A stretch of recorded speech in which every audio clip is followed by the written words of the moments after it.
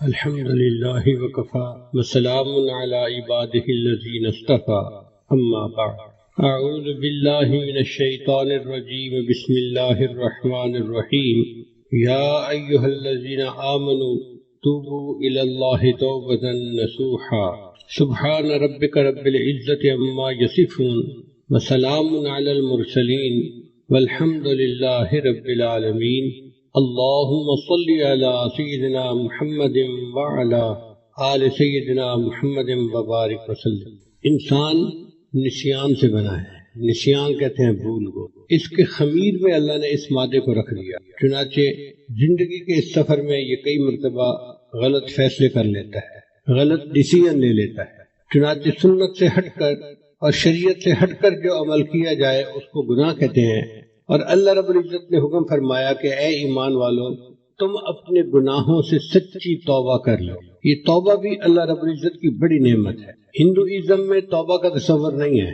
ان کا تصور یہ ہے کہ اگر آدمی نے اس جنم میں کوئی غلط کام کر لیا تو اس کی پاداش میں اگلے جنم میں وہ انسان کی بجائے حیوان بنے گا۔ اب جس نے گناہ کر لیا وہ سوچتا ہے کہ اگلے جنم میں میں نے حیوان تو بننا ہی ہے، تو پھر گناہوں سے کیوں رکے؟ چنانچہ ایک گناہ اس کے لیے گناہوں کے دروازے کھول دیتا ہے۔ عیسائیت میں وہ یہ عقیدہ رکھتے ہیں کہ امتیوں کے جتنے گناہ تھے ان کا کفارہ حضرت عیسیٰ علیہ السلام سولی پر چڑھ کر دے گئے۔ کیونکہ ہم مسلمان یقین رکھتے ہیں کہ اللہ نے ان کو آسمانوں پہ اٹھا لیا، لیکن عیسائی یہ سمجھتے ہیں کہ ان کو سولی پر چڑھایا گیا اور ان کا سولی پر چڑھنا امتیوں کے گناہوں کا کفارہ بن گیا۔ لہذا عیسائیوں میں بھی جب کوئی خلاف شرع کام کرتا ہے ان کی اپنی شریعت کے، یا جس کو وہ گناہ کرتا ہے تو اس کو صرف اپنے پوپ کے پاس جا کر بتانا ہوتا ہے کہ جو مجھ سے یہ گناہ ہوا، یہ گناہ ہوا، یہ گناہ ہوا۔ چنانچہ وہ بھی توبہ ایک ظاہرداری رہتی ہے۔ دین اسلام اتنا کامل دین ہے کہ نبی علیہ السلام نے ارشاد فرمایا الندم توبۃ۔ جب کوئی بندہ گناہ کر بیٹھے اور اس کے دل میں یہ احساس ہو کہ میں نے برا کیا، میں نے اچھا نہیں کیا، مجھے ایسا نہیں کرنا چاہیے تھا، میں آئندہ ایسا نہیں کروں گا، تو یہ ندامت کی کیفیت اس کی توبہ کہلاتی۔ چنانچہ توبہ کرنے والا انسان سب سے پہلے تو دل میں ندامت محسوس کرے، دوسرا زبان سے استغفار بھی کرے، زبان سے بھی اللہ کے سامنے کہے کہ اللہ مجھ سے گناہ ہو گیا اور میں آپ سے معافی مانگتا ہوں، آپ میرے گناہ کو معاف کر دیجئے۔ یہ ایسا ہی ہے کہ جیسے چھوٹے چھوٹے بچے ایک دوسرے سے بات کرتے ہوئے کوئی غلطی کر جاتے ہیں تو سوری کہہ دیتے ہیں۔ ہم نے یہ دیکھا ہے کہ سوری کہنے سے دوسرا بچہ اس کو معاف کر دیتا ہے۔ تو اگر چھوٹے چھوٹے بچوں میں سوری کا لفظ بولنے سے بچے ایک دوسرے کو معاف کر دیتے ہیں تو اللہ تعالیٰ ہے۔ جب کوئی بندہ گناہ کر بیٹھتا ہے اور اللہ کی بارگاہ میں آ کر دل سے نادم ہوتا ہے اور زبان سے اعتراف کرتا ہے کہ اللہ میں گناہ کر بیٹھا، اللہ تعالیٰ بھی اس بندے کے گناہوں کو معاف فرما دیتے ہیں۔ چنانچہ حدیث مبارکہ ہے اللہ تعالیٰ اور اس کے رسول صلی اللہ علیہ وسلم اس شخص پر رحمت بھیجتے ہیں جو اپنے گناہوں کا اعتراف کر لے۔ اب یہ بندے اور اللہ کا معاملہ ہے۔ اگر اس نے گناہ چھپ کر کیا تھا تو چھپ کے اللہ کے سامنے توبہ کرے، اور اگر اس نے پبلک میں گناہ کیا تھا سب کے سامنے تو پھر سب کے سامنے توبہ کرنا ضروری ہوتی۔ تو زبان سے توبہ کرے، دل میں ندامت محسوس کرے اور ایک عہد کرے کہ یا اللہ آج کے بعد میں یہ دوبارہ گناہ نہیں کروں گا۔ یہاں پر شیطان بندے کو دھوکہ دیتا ہے، کہتے تو اس گناہ سے بچ ہی نہیں سکتا، چھوڑ ہی نہیں سکتا۔ بھئی میں نہیں چھوڑ سکتا، اگر اللہ تعالیٰ چاہے وہ تو چھڑوا سکتے ہیں نا، تو نظر اپنے پہ کیوں رکھتے ہیں؟ نظر اللہ پہ رکھے اور یہ کہیں کہ اللہ میں نے تو دل سے نیت کر لی ہے، اب آپ اس گناہ کو چھوڑنے میں میری مدد فرمائیے۔ تو اللہ تعالیٰ پھر توبہ پہ استقامت کے ساتھ رہنا بندے کے لیے آسان فرما دیتے ہیں۔ حضرت موسیٰ علیہ السلام نے ایک مرتبہ اللہ رب العزت سے پوچھا کہ یا اللہ جب کوئی بندہ نیک بندہ آپ کو یا رب کہہ کر پکارتا ہے تو آپ کیا جواب دیتے ہیں؟ اللہ تعالیٰ نے فرمایا میرے کلیم میں اپنے اس نیک بندے کو یا رب کہنے کے جواب میں لبیک کہتا ہوں۔ لبیک کا مطلب میں حاضر ہوں۔ تو موسیٰ علیہ السلام نے پوچھا اللہ جب آپ کا کوئی گناہ گار بندہ جو غفلت میں پڑا ہوا ہے وہ آپ کو یا رب کہہ کر پکارتے ہیں تو پھر آپ کیا جواب دیتے ہیں؟ رب کریم نے ارشاد فرمایا میں اپنے اس گناہ گار بندے کو 3 مرتبہ لبیک لبیک لبیک کہتا ہوں۔ یہ میرا بندہ لوٹ کے میرے پاس واپس آنا چاہتا ہے، میں اس بندے کو مایوس نہیں کرتا، اس کا واپس آنا آسان کر دیتا ہوں۔ توبہ کی ضرورت ہر شخص کو ہے، نیک ہو یا بد ہو۔ اگر کسی انسان نے گناہ کیے تو اس کو اپنے گناہوں سے توبہ کرنی چاہیے۔ اگر انسان نے گناہ نہیں کیے مگر اس کے دل میں اللہ سے غفلت رہی تو اس پر بھی توبہ کرنا چاہیے، کیونکہ غفلت بھی مستقل گناہ ہے، ہم اس کو گناہ ہی نہیں سمجھتے۔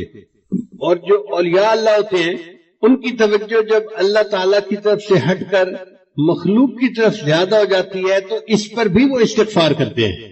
دو لفظ یاد رکھیے، ایک ہے رین اور ایک ہے غین۔ رین کہتے ہیں دل کے اوپر جو زنگ لگ جاتا ہے، کلا بل رون علی قلوبہم ما کانوا یکسبون، کیوں نہیں ان کی بدعمالیوں کی وجہ سے ان کے دلوں پر زنگ لگا دیا گیا۔ تو ہم تو اپنے رین کی دھلنے کے لیے اللہ کے سامنے استغفار کریں۔ اور ایک ہوتا ہے غین، وہ کیا ہوتا ہے کہ اہل اللہ کی توجہ کامل اللہ کی طرف ہوتی ہے، مگر کئی مرتبہ دعا مانگنے کے لیے یا کسی کے حالات سن کے اس بندے کی طرف توجہ زیادہ ہوتی ہے، تو وہ جو لمحہ اس بندے کی طرف توجہ کا زیادہ ہوتا ہے وہ اس پر بھی استغفار کرتے ہیں۔ چنانچہ نبی اسلام نے ارشاد فرمایا انہ لیغان علی قلبی، میرے دل پر بھی غین کی کیفیت آتی ہے اور اس پر میں اللہ کے سامنے روزانہ 100 مرتبہ استغفار کرتا ہوں، چونکہ نبی علیہ السلام کے دل پر امت کا غم غالب آ جاتا تھا اور میرے آقا صلی اللہ علیہ وسلم یا رب امتی یا رب امتی دعائیں مانگا کرتے تھے۔ اب سوال پیدا ہوتا ہے کہ انسان توبہ کیوں نہیں کرتا؟ پہلی بات، اس کو آخرت کے دن کے بارے میں یقین کامل نہیں ہوتا، شک ہوتا ہے اور وہ سوچتا ہے جی آگے جائیں گے تو دیکھی جائے گی۔ اگر یقین ہو کہ قیامت کے دن مجھے اس گناہ کی وجہ سے ذلت ملے گی، اللہ میرا مواخذہ فرمائیں گے اور مجھے جہنم کی آگ میں ڈالیں گے، پھر گناہ چھوڑنا کوئی مشکل کام نہیں ہوتا۔ آپ دیکھیے چھوٹے چھوٹے بچوں کو یقین ہوتا ہے کہ اگر بچھو کو ہاتھ لگایا گیا تو یہ کاٹے گا اور سخت تکلیف ہوگی، سانپ کو ہاتھ لگایا گیا تو یہ کاٹے گا اور بندہ جان سے مر جائے گا۔ کوئی مرد عورت یا چھوٹا بچہ سانپ بچھو کے قریب بھی نہیں جاتا، اس لیے کہ یقین پکا ہے کہ نقصان زیادہ ہوگا۔ اسی طرح اگر گناہ کے بارے میں ہمیں یقین ہو کہ اگر ہم نے گناہ کیا تو اللہ رب العزت کی طرف سے ہمیں دنیا میں بھی سزا ملے گی، آخرت میں تو ملنی ہی ہے، تو پھر بندہ گناہ کے قریب بھی نہیں جاتا۔ ایک نوجوان کسی بزرگ کے پاس آیا، حضرت آپ فرماتے ہیں کہ غیر محرم سے نظر کو بچاؤ، اور میں کیا کروں، جوان العمر ہوں، میرے اندر جذبات کا اتنا غلبہ ہے کہ بازار سے گزرتے ہوئے غیر محرم پہ نظر پڑ ہی جاتی ہے، آپ مجھے کوئی طریقہ بتائیے کہ میں اپنی نظر کی حفاظت کیسے کروں۔ ان کا بھائی میں آپ کو بتا تو دوں گا طریقہ، لیکن آپ کو ایک کام کرنا پڑے گا۔ کون سا کام؟ کہ یہ پیالہ دودھ کا ہے، اس کو بازار کے دوسرے کنارے پر ایک عالم رہتے ہیں، ان کو پہنچا کے آؤ۔ اس نے کہا جی بات ہی کوئی نہیں، میں پیالہ پہنچا دیتا ہوں۔ ان کا یاد رکھنا اگر پیالے میں سے ایک قطرہ بھی دودھ کا گر گیا تو میں ایک بندہ تمہارے ساتھ بھیجوں گا، وہ اسی جگہ بھرے بازار میں تمہیں جوتے لگائے گا۔ اب وہ بندہ گھبرا گیا کہ بڑا احتیاط والا کام ہے، اگر بے احتیاطی ہوئی تو بھرے بازار میں جوتے پڑیں گے، میری ذلت ہوگی۔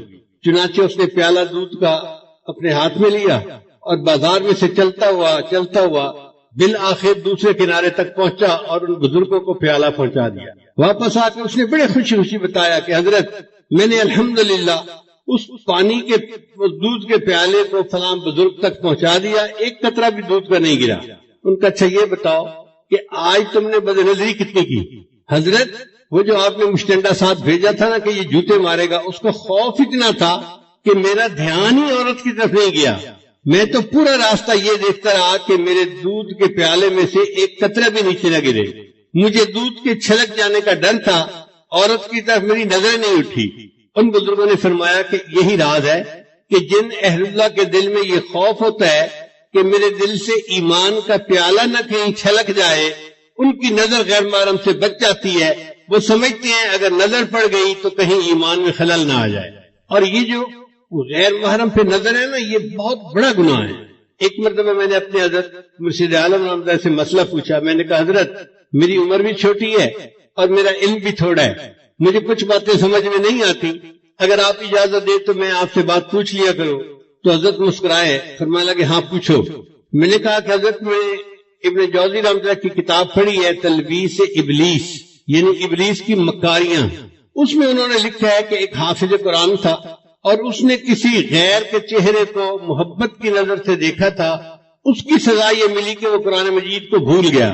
تو میں نے کہا حضرت یہ بات پڑھ کے میرے دل پہ ایک خوف طاری ہے، اس بندے نے قرآن مجید کو حفظ کرنے میں کتنی محنت کی ہوگی، اور ایک نظر کی وجہ سے اللہ نے اس کو اتنی بڑی نعمت سے محروم کر دیا۔ حضرت سمجھنے لگے ہاں بچہ یہ اللہ کی غیرت کا معاملہ ہے۔ میں نے کہا حضرت ذرا اور تفصیل بتا دیں۔ فرمانے لگے کہ اللہ بالکل نہیں چاہتے کہ میرا بندہ محبت کی نظر میری بجائے کسی غیر کی طرف اٹھائے۔ اگر کوئی اٹھاتا ہے تو اللہ تعالیٰ کو غیرت آتی ہے، اور اس غیرت کی وجہ سے اللہ اس کو نعمت سے محروم کر دیتے ہیں۔ اب بتائیے کہ ایک بری نظر ڈالنے پر ایمان سے محروم ہونے جیسی سزا بندے کو مل جاتی ہے۔ توبہ نہ کرنے کے اسباب میں سے دوسرا سبب یہ ہوتا ہے کہ بندہ سوچتا ہے اچھا میں توبہ کر لوں گا، آج نہیں تو کل، پھر کل آتا ہے تو پھر سوچتا ہے اچھا میں کل توبہ کر لوں گا، اور یہ کل ہوتے ہوتے ہوتے ایک ایسا بھی دن آتا ہے کہ جب اس کے دن میں آج ہی ہوتا ہے اور اس کو مرنا ہوتا ہے، اس دن میں اس کے زندگی میں کل نہیں ہوتا، اور وہ توبہ کیے بغیر دنیا سے چلا جاتا ہے۔ اور کئی مرتبہ بندے کو شیطان غلط فہمی میں ڈال دیتا ہے۔ اللہ تعالیٰ بڑے رحیم ہے، بڑے کریم ہے، وہ معاف کر دیں گے۔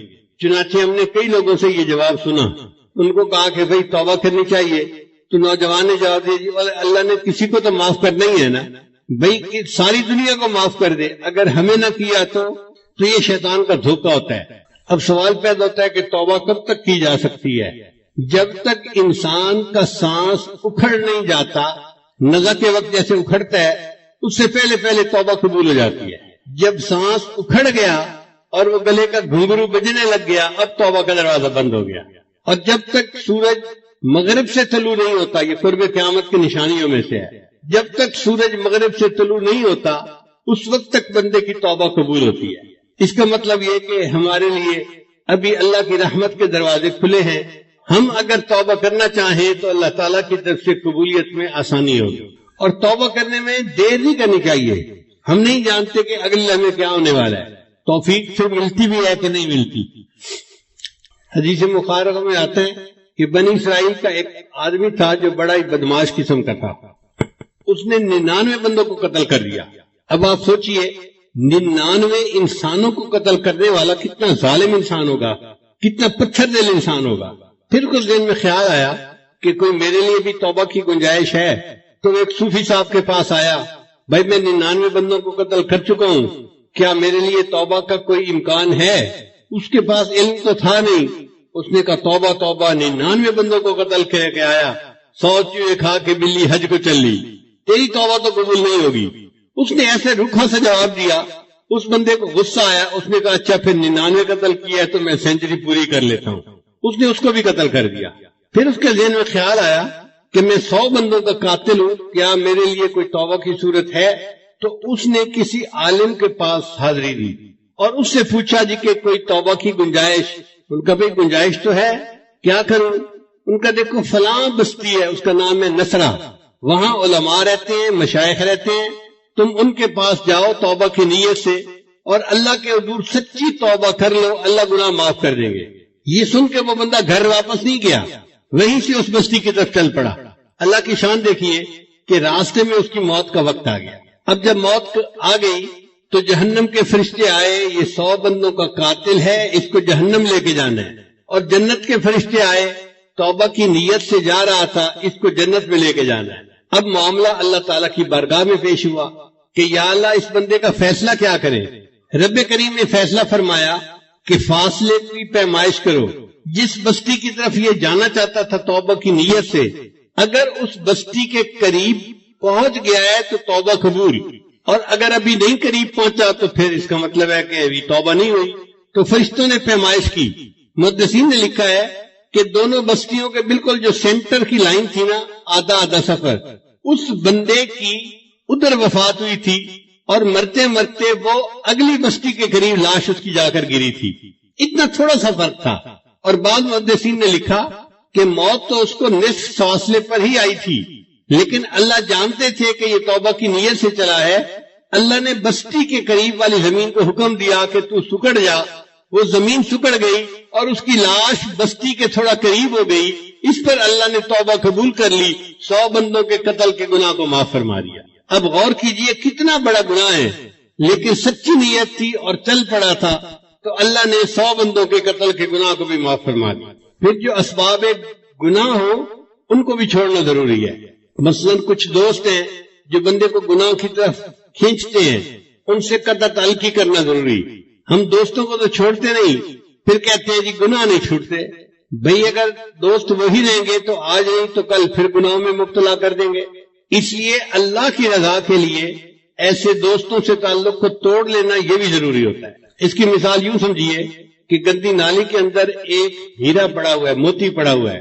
اب ایک بندے کے پاس 10 بالٹیاں پانی کی ہیں، وہ اس کے اوپر پانی ڈالتا رہتا ہے. جب تک پانی ڈالتا رہتا ہے وہ موتی صاف چمکتا نظر آتا ہے.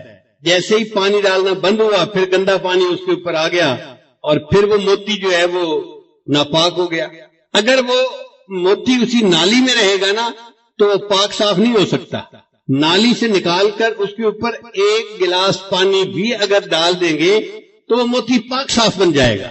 اسی طرح انسان جن حالات میں ہو اور گناہ کا ارتکاب کرتا ہے ان حالات سے نکلے، ان دوستوں کو چھوڑے. پھر اگر اللہ کے سامنے سچی توبہ کرے گا اللہ تعالیٰ اس کی توبہ کو قبول فرما لیں گے.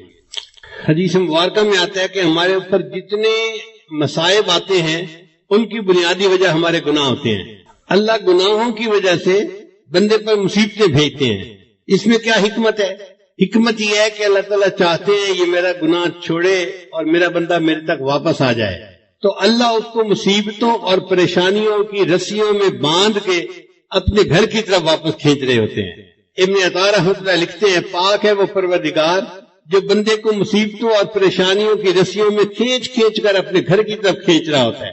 آپ دیکھیں بندہ پریشان ہوگا نا تو آپ اس کو کہیں کہ جی ہر نماز کے بعد 100 مرتبہ یہ پڑھو، وہ 5 نمازیں بھی پڑھے گا اور عمل بھی کر لے گا. تو خوشیاں سلاتی ہیں اور غم جگاتے ہیں. جب حالات ٹھیک ہوتے ہیں، خوشیاں ہوتی ہیں، تو بندہ غفلت کے کاموں میں پڑ جاتا ہے. پھر اللہ تعالیٰ اس کو کچھ پریشانی اور مصیبت میں مبتلا کر دیتے ہیں تو پھر بندہ روتا دھوتا ہے، پھر اللہ کے دروازے پر آتا ہے، اللہ مجھے معاف کر دے، اللہ مجھے معاف کر دے. یہ پریشانی اس کے لیے رحمت بن کے آئی تھی. ظاہر میں پریشانی تھی، حقیقت میں یہ اللہ کی رحمت تھی جس نے اس کو پکڑ کر اللہ کے دروازے کی طرف کھینچ لیا. نبی السلام نے ارشاد فرمایا التائب من الذنب کمن لا ذنب لہ، گناہوں سے توبہ کرنے والا ایسے ہو جاتا ہے جیسے اس نے وہ گناہ کیا ہی کبھی نہیں. ایک میلے کپڑے کو دھویا جائے تو دھلنے کے بعد وہ اتنا صاف ستھرا ہو جاتا ہے کہ ایسے لگتا ہے کہ یہ تو کبھی میلا ہوا ہی نہیں تھا. یہی انسان کے دل کا حال ہے کہ گناہوں کی ظلمت کی وجہ سے دل میلا ہو جاتا ہے، لیکن جب بندہ سچی توبہ کر لیتا ہے اللہ تعالیٰ اس کے دل کی ظلمت کو صاف کر دیتے ہیں. دل ایسے بن جاتا ہے جیسے اس نے کبھی گناہ کیا ہی نہیں تھا. نبی اسلام نے ارشاد فرمایا کل بنی آدم خطاؤن، جتنے بھی اولاد آدم ہیں سب کے سب خطا کار ہیں. وخیر الخطاؤن التوابین، مگر بہترین خطا کار وہ ہیں جو توبہ کرنے والے ہیں. اس کا مطلب یہ ہوا کہ خطا تو ہو جاتی ہے مگر اس کے بعد جب بندہ توبہ کر لیتا ہے تو وہ گناہ یا وہ خطا اس بندے کے بلندی درجات کا سبب بن جاتا ہے. حدیث مبارکہ میں آتا ہے ایک بندہ گناہ کرتا ہے اور اس کے سبب وہ جنت میں چلا جاتا ہے. عجیب بات، گناہ کے سبب جنت میں چلا جاتا ہے. تو اس کی شرح میں محدثین نے لکھا کہ ہاں گناہ تو وہ کر بیٹھا، اب اس کے دل میں ایک آگ لگی ہوئی ہے، کیا غلطی کر لی. وہ تنہائیوں میں اللہ کے سامنے روتا ہے، اللہ کو مناتا ہے. اس کا وہ رونا دھونا اور اللہ کو منانا اللہ کو پسند آ جاتا ہے اور اللہ تعالیٰ اس کے لیے جنت کا فیصلہ کر دیتے ہیں. تو جب جنت کا فیصلہ کرتے ہیں تو شیطان افسوس کرتا ہے میں اس سے یہ گناہ ہی نہ کرواتا کیونکہ اس کی وجہ سے توبہ کی وجہ سے یہ تو جنت میں چلا گیا. ابراہیم ادم رحمۃ اللہ فرمایا کرتے تھے اللہ تعالیٰ نے 3 کو 3 چیزوں میں چھپا رکھا ہے. اپنی رضامندی کو نیکی میں چھپا رکھا ہے، اس لیے سالک کو چاہیے کہ وہ نیکی کو چھوٹا نہ سمجھے. کیا پتا اسی نیکی میں اللہ کی رضا چھپی ہوئی ہو اور بندے کو اللہ کی رضا نصیب ہونی ہو. کئی دفعہ ہوتا ہے نا جی نماز پڑھ لی نفل چھوڑ دیے، بھئی کیا پتا انہی نفلوں میں اللہ نے اپنے رضا کو چھپایا ہوا ہو. ہم اگر وہ نفل پڑھ لیں گے اللہ ہم سے راضی ہو جائیں گے. اللہ تعالیٰ نے اپنی ناراضگی کو گناہ میں چھپایا ہوا ہے، چنانچہ گناہ کو چھوٹا نہ سمجھے. کیا پتا جس گناہ کا ارتکاب ہم کر رہے ہیں اسی کی وجہ سے اللہ نے ہم سے ناراض ہونا ہو، پھر کیا بنے گا. اور تیسرا اللہ تعالیٰ نے ولایت کو اپنے بندوں میں چھپا رکھا ہے، اس لیے آپ کسی بندے کو حقیر نہ سمجھیں کیا پتہ جس کو آپ حقارت کی نظر سے دیکھ رہے ہیں وہ اللہ کا ولی ہو اور اللہ کے یہاں اس کا اونچا مرتبہ ہو۔ حضرت مولانا مکی حجازی دامت برکاتہ میں ایک واقعہ سنانے لگے کہ ایک بندہ تھا جو حرم شریف کے باہر بیٹھا ہوتا تھا، آنے جانے والے اس کو پیسے دیتے تھے، وہ نہیں لیتا تھا، کوئی 100 ریال دیتا، کوئی 50 دیتا، کوئی 500 دیتا، تو جو اس کو پیسے دیتا وہ پیسے پھینک دیتا تھا اس کی طرف، مجھے نہیں چاہیے، اور بیٹھا ہر وقت وہی ہوتا تھا۔ تو اکثر لوگ سمجھتے تھے کہ یہ پاگل ہے، یہ دیوانہ ہے، بیمار ہے، کہ اس کو احساس ہی نہیں کسی چیز کا، کھانے پینے کا، اور یہ ہر وقت اسی جگہ بیٹھا ہوا ہے۔ کبھی کبھی وہ حرم کے اندر جماعت کے ساتھ نماز پڑھتا بھی نظر آتا تھا۔ حضرت فرماتے ہیں کہ میں ایک مرتبہ جا رہا تھا حرم میں، تو ایک مولانا صاحب میرے مہمان آئے ہوئے تھے۔ میں نے انہیں بتایا کہ یہ ایک مجذوب سا بندہ ہے، یہی بیٹھا رہتا ہے، پیسے نہیں مانگتا، کوئی دینا بھی چاہے تو پیسے اٹھا کے واپس پھینک دیتا ہے۔ تو مولانا صاحب کہنے لگے حضرت 10-20 کو تو اس نے پھینکا نہیں ہے، میں دیتا ہوں نا اسے 1000 ریال یا 2000 ریال، دیکھتا ہوں کیسے پھینکتا ہے۔ تو مولانا نے اپنی جیب سے 1000 یا 2000 ریال نکالے اور اس مجذوب کے قریب گئے اور مجذوب کو کہا آپ کتنے اچھے آدمی ہیں، آپ کو بھوک لگی ہوگی، یہ میں آپ کو پیسے دیتا ہوں، آپ کھانا کھا لیں۔ تو جب یہ کہا تو اس مجذوب نے آگے سے قرآن کی آیت پڑھی، یقولون بافواہہم ما لیس فی قلوبہم، یہ اپنی زبانوں سے ایسی باتیں نکالتے ہیں جو ان کے دل میں نہیں ہوتی۔ تو مولا کہنے لگے کہ حضرت آپ ٹھیک کہتے ہیں، یہ کوئی عام پاگل یا فقیر نہیں ہے، یہ تو کوئی پہنچا ہوا بندہ نظر آتا ہے۔ تو اللہ نے ولایت کو اپنے بندوں میں چھپا رکھا ہے، اس لیے کسی بندے کو بھی کم نظر سے نہ دیکھے۔ ہو سکتا ہے جس کو ہم کم نظر سے دیکھ رہے ہیں وہی اللہ کا ولی ہو، اور قیامت کے دن جو بخشش ہے نا وہ بڑے بڑے اعمال پہ کوئی نہیں ہونی، جن عملوں پہ ہماری نظر بھی نہیں ہوتی، جن کو ہم چھوٹا سمجھتے ہیں، جو ہمیں یاد ہی نہیں ہوتے، وہ بخشش کا سبب بنیں گے۔ چنانچہ حدیث پاک میں آتا ہے قیامت کے دن سب سے پہلے جہنم میں ڈالنے کے لیے اللہ ایک عالم کو بلوائیں گے، میرے بندے تو کیا لایا؟ یا اللہ میں تو عالم تھا، لوگوں کو دین کی دعوت دیتا تھا، میں نے تو مدارس بنوائے، مسجدیں بنوائیں، ہزاروں شاگرد پیچھے چھوڑ کے آیا۔ اللہ فرمائیں گے ہاں تو نے یہ سارا کام اس لیے کیا کہ تجھے بڑا عالم کہا جائے، فقط کی تجھے دنیا میں بڑا عالم لوگوں نے کہہ دیا، میرے پاس دینے کو کچھ نہیں ہے، فرشتوں اس بندے کو لے جاؤ اور الٹا کر کے جہنم میں ڈال دو۔ یعنی کسی شرابی، زانی، قاتل، جواری کو نہیں پہلے جہنم میں ڈالا جائے گا، ایک عالم کو جس کے اندر ریا تھی۔ پھر اللہ تعالیٰ ایک سخی کو بلوائیں گے، میرے بندے کیا لایا؟ اللہ مجھے آپ نے دنیا میں بہت رزق دیا تھا، مال دیا تھا، میں غریبوں پہ خرچ کرتا تھا، میں نے مسافر خانے بنوائے، میں نے کئی غریب بچیوں کی شادی اور رخصتی کے اندر ان کے ماں باپ کی مدد کی، تو میں نے تو بڑے خیر کے کام کیے۔ اللہ فرمائیں گے ہاں تو نے یہ سب کام اس لیے کیے کہ تجھے بڑا سخی کہا جائے، لوگوں نے سخی کہہ دیا، لہذا اب میرے پاس دینے کو کچھ نہیں، فرشتوں لے جاؤ اس کو بھی اوندا کر کے جہنم میں ڈال۔ پھر تیسرے بندے کو لایا جائے گا، وہ شہید ہوگا، میرے بندے کیا لائے؟ اے اللہ میں نے تو آپ کے دین کی سربلندی کے لیے اپنی جان بھی قربان کر دی۔ اللہ فرمائیں گے ہاں جان تو دی، مگر اندر تیری نیت یہ تھی کہ لوگ تجھے بڑا بہادر کہیں، بڑا مجاہد کہیں، تو لوگوں نے کہہ دیا، لہذا میرے پاس دینے کے لیے کچھ نہیں، فرشتوں لے جاؤ اس کو بھی الٹا کر کے جہنم میں ڈال دو۔ اب آپ سوچئے کہ جب اتنے علم کے باوجود بندہ جہنم میں جا رہا ہے، اتنی سخاوت کے باوجود، شہادت جیسے عمل کے باوجود بندہ جہنم میں جا رہا ہے، اس کا مطلب یہ کہ انسان جو اعمال کرتا ہے ان کے اوپر بھروسہ نہ کرے۔ اللہ کو کون سا عمل پسند آئے یہ اللہ کو معلوم ہے۔ چنانچہ بہت ساری کتابوں میں ہم نے پڑھا کہ چھوٹے چھوٹے عملوں کی وجہ سے اللہ کو بندہ پسند آ گیا اور اللہ نے بخشش فرما دی۔ امام غزالی رحمۃ اللہ وفات پا گئے، کسی نے پوچھا کہ حضرت آگے کیا بنا؟ بھئی اللہ نے میری بخشش کر دی۔ جی حضرت آپ کی بخشش تو ہونی تھی، آپ نے تو اتنی مزیدار کتابیں لکھی کہ پوری امت اس سے فائدہ پا رہی ہے۔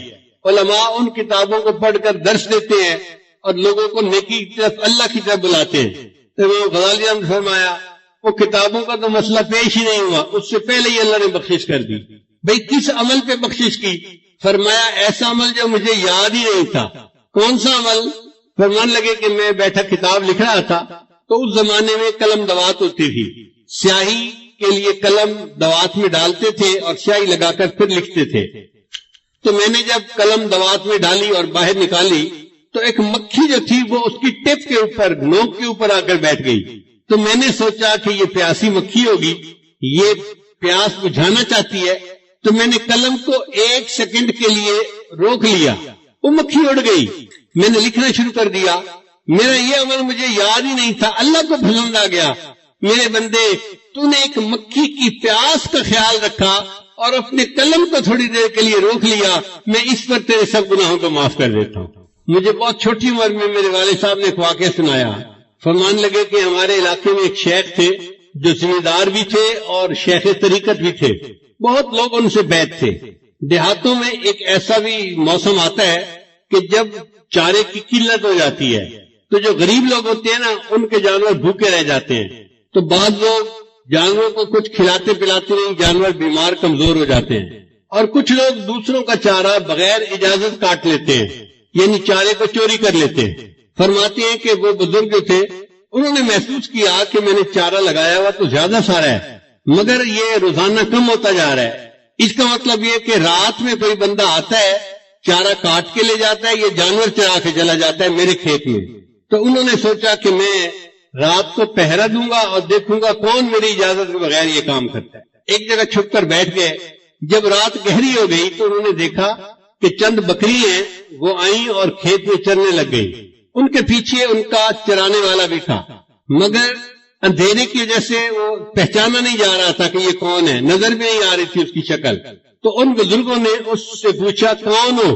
تو جب انہوں نے اس سے پوچھا نا میاں کون ہو، تو اس دیہاتی لڑکے نے جواب دیا احمد ہاں، میں احمد ہوں۔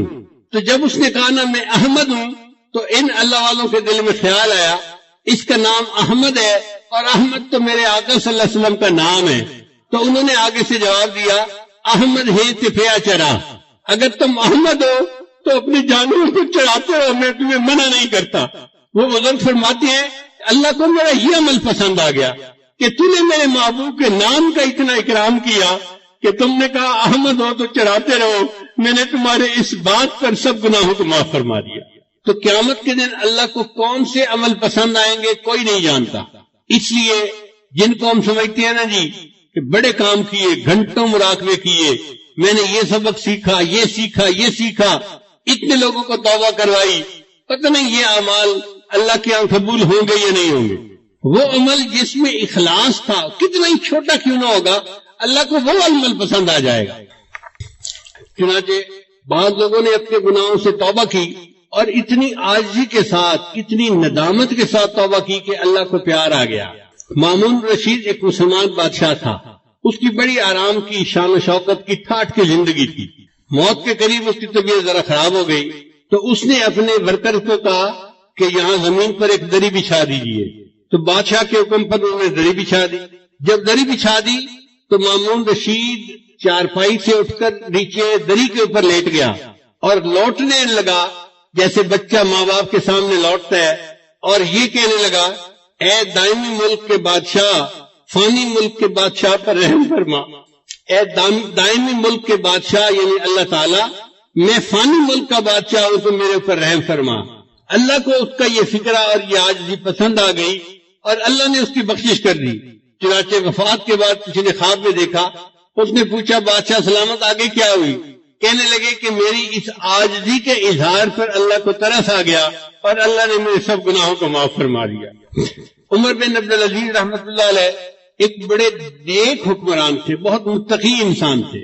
جب ان کی وفات کا وقت قریب آیا تو وہ بھی زمین پر لیٹ گئے اور یہ کہنے لگے اللہ میں تسلیم کرتا ہوں کہ میں نے زندگی میں گناہ کیے ہیں، اے اللہ میں تسلیم کرتا ہوں کہ میں نے زندگی میں گناہ کیے ہیں، اگر تو معاف کر دے تو تیرا احسان ہے اور اگر معاف نہ کرے تو تیرا عدل ہے، مگر میں گواہی دیتا ہوں کہ تیرے سوا کوئی معبود نہیں اور محمد صلی اللہ علیہ وسلم تیرے سچے رسول ہیں۔ یہ الفاظ کہہ کے اس کی وفات ہو گئی، یہ کلمہ پڑھ کے فوت ہو گیا۔ ابن جوزی رحمۃ اللہ کی کتاب ہے بحر الدموع یعنی آنسوؤں کا سمندر، اس میں انہوں نے یہ واقعہ لکھا ہے کہ بنی اسرائیل کی ایک عورت تھی جو حسن جمال میں اپنی مثال آپ تھی اور وہ بدکار تھی، گھر کا دروازہ کھلا رکھتی تھی اور بن سنور کر چارپائی کے اوپر بیٹھ جاتی تو اس کے دروازے کے سامنے سے گزرنے والے نوجوان جب اس پر نظر پڑتی تو وہ بہک جاتے تھے۔ وہ ان سے کچھ رقم لیتی تھی اور ان کو گناہ کا موقع دے دیتی تھی۔ ایک مرتبہ ایک نوجوان بڑا نیک تھا، وہ ادھر سے گزرا، قدرتاً اس کی بھی نظر اس طرف اٹھ گئی، تو اس نے دیکھا کہ اتنی خوبصورت عورت، اس کو بھی شیطان نے بہکایا۔ تو اس نے اس گھر کے جو کام کرنے والی تھی اس سے پوچھا کہ تیری مال کا مرد کو قریب کیسے آنے دیتی ہے؟ اس نے کہا جناب 1000 دینار لیتی ہے اور پھر اس کو اپنے ساتھ وقت گزارنے کا موقع دیتی ہے۔ اب یہ نوجوان واپس تو گھر آ گیا، مگر سوچتا رہا کہ میں 1000 دینار اکٹھا کروں پھر مجھے اس عورت کے ساتھ وقت گزارنے کا موقع مل جائے۔ اس نے محنت کی، مزدوری کی، 1000 دینار اس نے جمع کر لیے۔ ایک دن یہ اس عورت کے پاس گیا اور 1000 دینار اس نے دے دیے۔ عورت نے کہا کہ ٹھیک ہے، اب تم آؤ اور میرے ساتھ چارپائی پہ بیٹھ سکتے ہو۔ یہ جب اس کے ساتھ چارپائی پر بیٹھا نا تو اس کے دل پہ اللہ کا خوف غالب آ گیا کہ اب تک میں نے جو عبادت کی ہے کہیں اللہ تعالیٰ اس عبادت کو ٹھکرا نہ دے کہ تو بالآخر گناہ کا ارتکاب کر بیٹھا۔ اب عورت انتظار میں تھی کہ میں نے جب اسے بلا لیا ہے تو یہ اب اپنی خواہش پوری کرے گا، مگر وہ بندہ تو بہت ہی خاموش چپ بت بن کے بیٹھا ہوا ہے۔ تو عورت نے اس سے پوچھا کہ بھائی میں نے تمہیں یہاں نہیں بلایا، تم خود آئے ہو۔ اس نے کہا میں اپنے نفس کی خواہش کی وجہ سے آ تو گیا تھا، لیکن جب میں یہاں چارپائی پر آ کر بیٹھا ہوں نا تو میرے اوپر اللہ کا خوف غالب آ گیا اور میں نے ارادہ ترک کر دیا، میں تیرے ساتھ گناہ نہیں کروں گا، اور جو 1000 دینار میں نے دیے ہیں وہ بھی تیرے ہی، میں تجھ سے واپس نہیں لیتا اور میں اپنے گھر جا رہا ہوں۔ یہ کہہ کے وہ نوجوان گناہ کیے بغیر اٹھا اور اپنے گھر کی طرف چل پڑا۔ عورت نے اس سے جاتے جاتے پوچھ لیا کہ تم کس گاؤں کے رہنے والے ہو؟ اس نے گاؤں کا نام بتا دیا۔ چند دن گزرے تو اس عورت کے دل میں خیال آیا کہ یہ ایسا نوجوان ہے جس نے پہلے کبھی گناہ نہیں کیا، پہلا گناہ کرنا تھا اور اس پر اتنا خوف غالب آ گیا، اور میں تو روز گناہ کرتی ہوں اور میں توبہ نہیں کرتی، تو مجھے بھی اللہ سے ڈرنا چاہیے۔ چنانچہ اس نے نیت کر لی کہ میں بھی آج کے بعد یہ بدکاری والے گناہ کو چھوڑ دیتی ہوں۔ چند دن گزرے تو اس کا بھی زندگی گزارنا مشکل بن گیا۔ جیسے عورت مرد کی ضرورت ہے، مرد عورت کی ضرورت ہے۔ اس عورت نے سوچا کہ میں اسی نوجوان کا پتہ کرتی ہوں اور اگر وہ ہے تو میں اس کے ساتھ نکاح کر کے نیکی کی زندگی گزارتی ہوں۔ چنانچہ یہ عورت اس کے گاؤں میں گئی اور اس بندے کا نام پوچھا، انہوں نے گھر بتا دیا کہ فلاں جگہ گھر ہے۔ یہ عورت آئی اور اس نے اس کے گھر کا دروازہ کھٹکھٹایا۔ جب گھر کا دروازہ کھٹکھٹایا تو اللہ کی شان، وہی نیک نوجوان دروازہ کھول کر باہر نکلا پوچھنے کے لیے کہ کون ہے۔ جب نوجوان کی اس عورت پر نظر پڑ گئی تو وہ تو حیران ہو گیا کہ جس گناہ سے بچ کے میں گھر آیا تھا اب وہ عورت تو میرے دروازے پر چل کر آ کر کھڑی ہو گئی۔ تو اس نے ایک زور کی آہ بھری اور وہ گرا اور فوت ہو گیا۔ عورت کو بڑا افسوس ہوا، یہ چند دن وہیں رہی۔ پھر اس نے لوگوں کو بتایا تھا کہ میں تو بھئی اس کے ساتھ نکاح کے ارادے سے آئی تھی اور میں نیکی کی زندگی گزارنا چاہتی تھی۔ گھر والوں کو اس عورت سے ہمدردی ہوئی تو انہوں نے عورت کو کہا کہ وہ بندہ تو فوت ہو گیا مگر اس کا ایک اور بھائی ہے، ابھی شادی شدہ نہیں ہے، وہ شادی کرنا چاہتا ہے، اگر تم چاہو تو ہم اس کے بھائی سے تمہارا نکاح کر دیتے ہیں۔ تو وہ عورت کہنے لگی بہت اچھا۔ چنانچہ اس عورت کا اس کے بھائی سے نکاح ہو گیا۔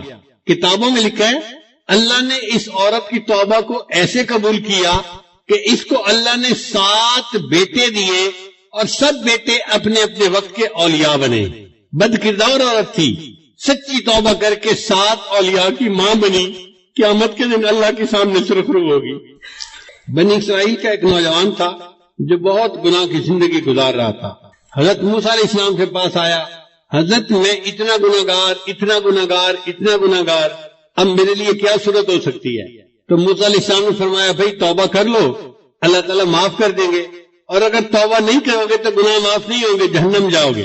موسیٰ علیہ السلام کی طبیعت ذرا جلال والی تھی، جب انہوں نے تھوڑا ڈانٹ ڈپٹ کر دی تو یہ نوجوان گھبرا گیا۔ کہتے ہیں کہ یہ جنگل میں چلا گیا اور وہاں جا کے اس نے اللہ کے سامنے بڑی دعا مانگی، اللہ میری توبہ کو قبول کر لے، اللہ میرے گناہوں کو معاف کر دے، معاف کر دے۔ اب دعا مانگتے مانگتے اس نے ایک اور بھی دعا مانگی، یا اللہ اگر میرے گناہ اتنے ہو گئے ہیں کہ تیری رحمت ان کو معاف نہیں کرنا چاہتی اور آپ مجھے جہنم بھیجنا چاہتے ہیں تو اے اللہ باقی جو میری قوم ہے نا ان کے گناہ بھی میرے سر پہ ڈال دے تاکہ میں اکیلا جہنم چلا جاؤں، باقی تو جنت میں چلے جائیں۔ اس نوجوان کی یہ بات اللہ کو پسند آ گئی اور اللہ نے موسیٰ علیہ السلام کی طرف وحی نازل فرمائی کہ وہ جو نوجوان آپ سے بات پوچھنے آیا تھا اس کو ڈھونڈیے اور اس کو بتلا دیجئے کہ تمہارے رب نے تمہارے سب گناہوں کو معاف فرما دیا۔ ایک آدمی شرابی کبابی تھا، فوت ہوا تو کسی نے خواب میں دیکھا، اس نے کہا بتاؤ کیا بنا؟ کہنے لگا اللہ نے بخشش کر دی۔ اس نے کہا تیری بخشش ہو گئی، تو شرابی کبابی موت تک اپنی بری حرکتوں پہ قائم رہا، تو تیری مغفرت کیسے ہو گئی؟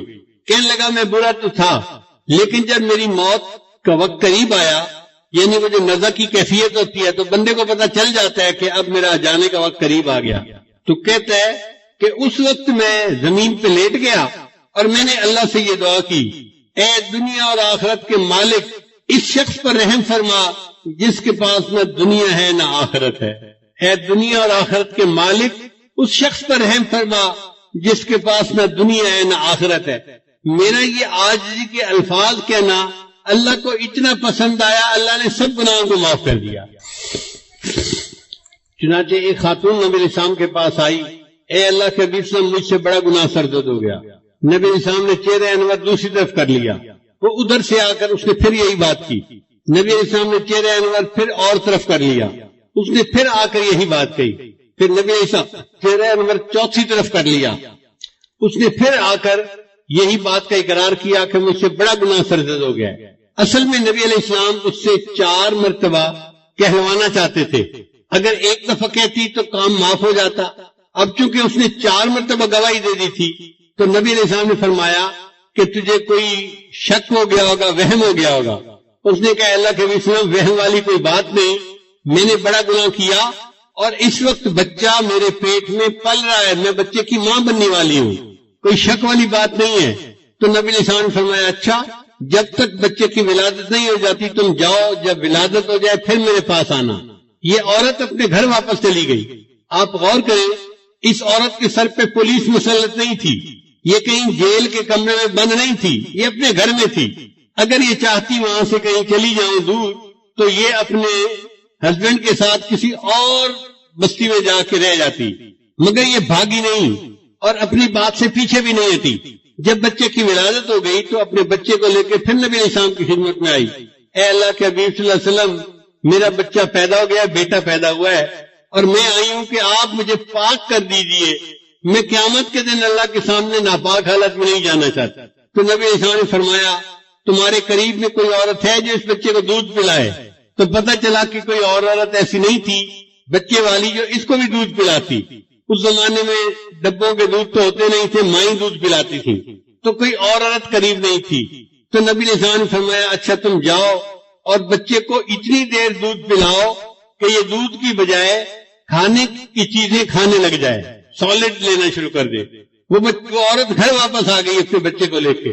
اب اس کے پاس 2 سال کا وقت تھا، کیونکہ دودھ پلانے کی عمر عامین یومین کاملین 2 سال پورے ہوتی ہے۔ اس عورت نے بچے کو 2 سال دودھ پلایا تو بچہ اتنا بڑا ہو گیا کہ وہ روٹی کا ٹکڑا کھانے کے قابل ہو گیا۔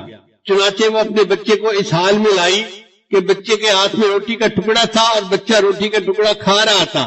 یہ پروف تھا اے اللہ کے نبی صلی اللہ علیہ وسلم اب میرا بچہ دودھ کا محتاج نہیں رہا، اے اللہ کے نبی صلی اللہ علیہ وسلم میرے اوپر حد جاری کیجئے اور مجھے پاک کر دیجئے۔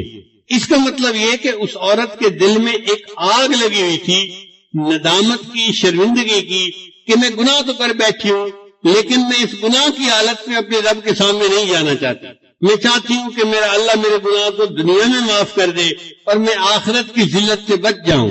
چنانچہ نبی علیہ السلام نے اس عورت کو رجم کرنے کا حکم دیا۔ حضرت عمر رضی اللہ عنہ نے جب اس عورت کو پتھر مارا تو خون کا کوئی چھینٹا ان کے کپڑے پر آ کر گرا، تو انہوں نے اس عورت کو کہا یہ کتنی ایسی ہے اور ویسی ہے، اپنے قبیلے کو بھی بدنام کیا، ماں باپ کو بھی بدنام کیا، اور ایسی حرکت کرنے پہ تو یہ شرم نہیں آئی۔ جب حضرت عمر رضی اللہ عنہ نے اس کو ڈانٹا تو نبی علیہ السلام نے فرمایا عمر اس کے بارے میں کوئی ایسی بات نہ کہو، لقد تابت توبتن، اس عورت نے ایسی سچی توبہ کی ہے، اس کی توبہ کے ثواب کو مدینہ شہر کے سب لوگوں میں تقسیم کر دیا جائے، اللہ سب کے گناہوں کو معاف کر دے۔ تو گناہگار اپنے گناہوں سے توبہ کرتا ہے، اللہ اس کے بدلے پورے شہر کے لوگوں کے گناہوں کو معاف فرما دیتا ہے۔ اور حضرت موسیٰ علیہ السلام کے زمانے کے ایک نوجوان کا واقعہ ہے کہ جس میں اللہ تعالیٰ نے ارشاد فرمایا اے موسیٰ علیہ السلام اس بندے نے، نوجوان نے ایسی سچی توبہ کی کہ اگر ساری دنیا کے جتنے گناہگار ہیں ان کی بخشش کی یہ دعا کرتا تو میں ساری دنیا کے گناہگاروں کی بخشش فرما دیتا۔ حضرت عمر رضی اللہ عنہ ایک مرتبہ مسجد نبوی میں جا رہے تھے، ایک نوجوان کھڑا رو رہا تھا، تو عمر رضی اللہ عنہ نے پوچھا بھائی رو کیوں رہے ہو؟ اس نے کہا جی مجھ سے بڑا گناہ سرزد ہو گیا ہے۔ بھائی کیا گناہ سرزد ہو گیا؟ اس نے کہا بھائی میں کفن چور تھا، یعنی جب لوگ میت کو دفن کرتے تھے نا تو میں ان کی قبر کھود کے ان کا کفن نکال کے بیچتا تھا اور اس کے پیسے سے زندگی گزارتا تھا، میرا یہ روز کا کام تھا۔ ایک مرتبہ ایسا ہوا کہ انصار کی ایک جوان لڑکی کی وفات ہو گئی اور میں نے اس کے کفن کو چرا لیا۔ پھر میں تھوڑی دیر آگے چلا تو میرے اوپر شیطان غالب آ گیا اور شیطان نے دل میں بات ڈالی کہ لڑکی تو جوان عمر تھی تو کیوں نہ میں اس سے اپنی خواہش ہی پوری کر لوں۔ تو میں واپس آیا، میں نے دوبارہ قبر کو کھودا، لڑکی کی میت کو نکالا اور اس کے ساتھ میں نے منہ کالا کیا۔ اب میرے دل پر ایک غم ہے کہ میں نے زندہ کی بجائے مردہ کے ساتھ گناہ کیا، تو کیا میرا گناہ معاف ہو سکتا ہے؟ حضرت عمر رضی اللہ عنہ کو یہ سن کر بہت جلال آیا کہ یہ کیسا انسان جو مردوں کے کفن چوری کرتا تھا اور پھر ایک مردہ لڑکی کے ساتھ اس سے بدکاری کی۔ تو حضرت عمر رضی اللہ عنہ نے خود جواب نہیں دیا، فرمان لگے آؤ میں تمہیں نبی علیہ السلام کے پاس لے چلتا ہوں۔ چنانچہ نبی علیہ السلام کے پاس لائے، عرض کیا اے اللہ کے حبیب صلی اللہ علیہ وسلم یہ ایک نوجوان ہے، اس سے بڑا گناہ سرزد ہو گیا، یہ آپ سے پوچھنے آیا ہے۔ تو نبی علیہ السلام نے فرمایا بھئی کیا مسئلہ پوچھنے آئے ہو؟ نوجوان نے ساری صورتحال بتائی۔ جب اس نے یہ بتایا نا کہ میں نے تو مردہ لڑکی کے ساتھ گناہ کیا تو نبی علیہ السلام کو بھی بہت جلال آیا اور نبی علیہ السلام نے اس نوجوان کو ڈانٹا کہ تو اتنا جو ہے وہ سنگ دل اور جیسے بندہ بات کرتا ہے۔ تو نبی علیہ السلام نے اسے ڈانٹا کہ تجھے ذرا حیا نہ آئی کہ تو نے ایک مردہ عورت کے ساتھ بدکاری کی، یہ کیا وہ کیا۔ جب اس نوجوان نے دیکھا کہ نبی علیہ السلام بھی مجھے ڈانٹ رہے ہیں تو وہ وہاں سے کھسک گیا اور وہ مسجد نبی سے نکل کے سیدھا باہر دیہات میں گیا، ویرانہ تھا جہاں۔ 40 دن تک وہ نوجوان اللہ کے سامنے روتا رہا، اللہ میں اعتراف کرتا ہوں کہ میں نے یہ گناہ کیا لیکن بخشنے والا تیرے سوا اور کوئی ہے تو نہیں، تو اللہ مجھے بخش دے۔ اتنا اس نے آنسو بہائے، اتنا اس نے اللہ کے سامنے عاجزی ظاہر کی کہ اللہ رب العزت نے جبرائیل علیہ السلام کو نبی علیہ السلام کے پاس بھیجا۔